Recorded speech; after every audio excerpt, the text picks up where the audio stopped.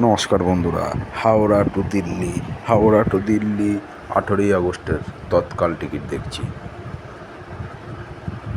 আগামীকাল date of journey এখন সকাল 10টা 07। রাজধানী এক্সপ্রেস থার্ড এসি 12301 হাওড়া থেকে বিকেল 4টে 50-এ ছাড়ে। থার্ড এসিতে এখনও 79টা অ্যাভেলেবেল। 12259 শিয়ালদার দিল্লি দুরন্ত বিকানের দুরন্ত থার্ড এসিতে এখনও 155টা অ্যাভেলেবেল।